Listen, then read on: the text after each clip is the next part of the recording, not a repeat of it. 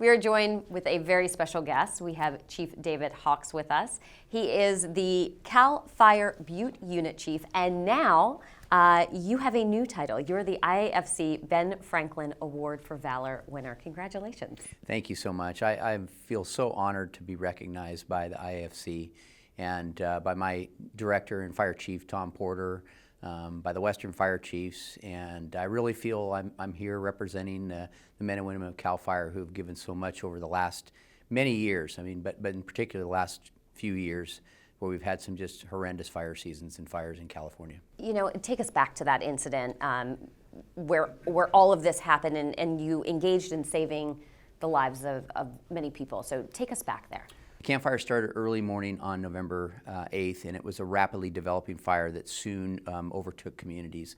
It moved from its area of origin to the town of Paradise in about 7 miles in about an hour and a half.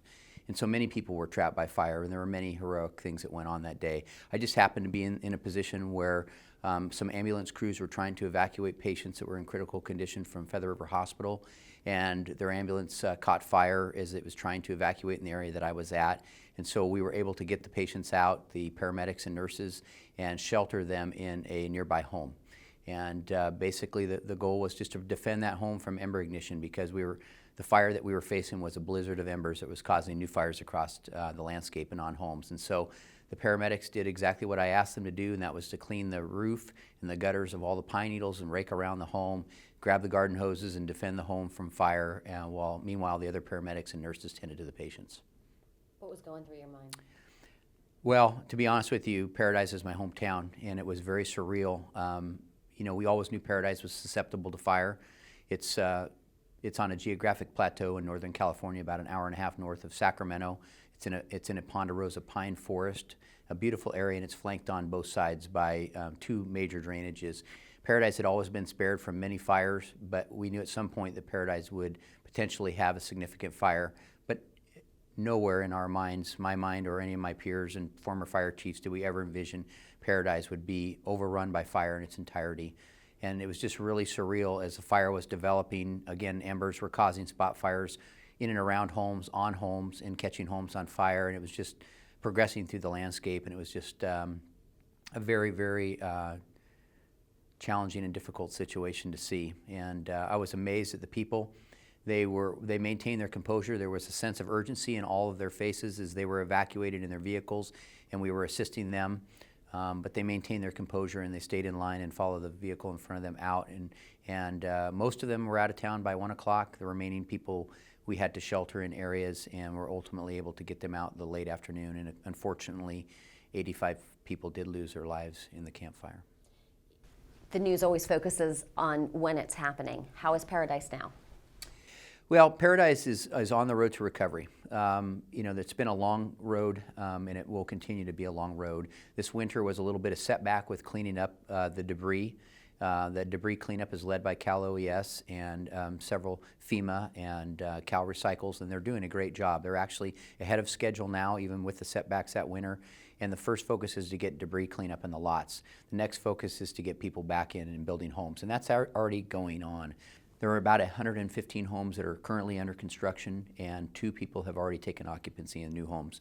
And there's about 700 homes that remain in the community, survived the fire out of about 11,500.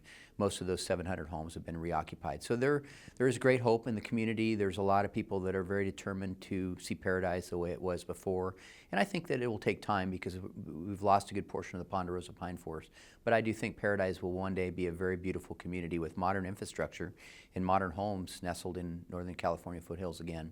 After going through what you just went through, what is some advice that you would give to fellow fire chiefs? Our climate has definitely changed. I was born and raised in Paradise. It's definitely different now. And correspondingly, our fire seasons and our fire behavior is so much more volatile than it ever was before. You know, fire reacts to topographic features. It reacts to fuels, which are the forest fuels that we typically think about, and those, you know, of course, the longer they're exposed to sun, hot, dry weather, the drier they become, the more volatile they become. And then when you add pressure changes in wind in there, which we often have in California, either with the Santa Anas or the north winds in Northern California, when you have those very, very strong winds, those 3 factors in alignment can be very devastating.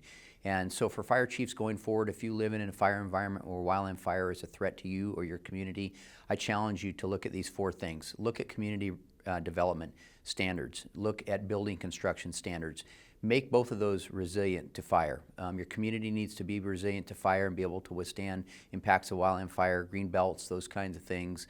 Your buildings need to be able to withstand ember ignition. The number 2 thing I point to is community preparedness. Prepare your community with evacuation plans. Have the community version of the plan, have traffic plans, make them known, practice and train on those plans. The third thing is fuel reduction. We often think about defensible space in and around homes, and that is the most important thing, clearly. 100 foot of good defensible space, of reduced fuels, and that first 5 feet around the home has to be completely not fire resistive, has to not be able to sustain fire, because that's where ember ignition can be so volatile immediately in and around homes. And then the 4th thing is our fire environment, as you pointed out, has definitely changed, and we need to change as a 21st century fire service. We need to step up, and we need to change our way of doing business. We need to change some of the technology that aids us in being able to gain intelligence on what's going on the ground on a rapidly developing fire, and then also the resources, aircraft, ground resources. We all need to adapt to this changing 21st century fire environment.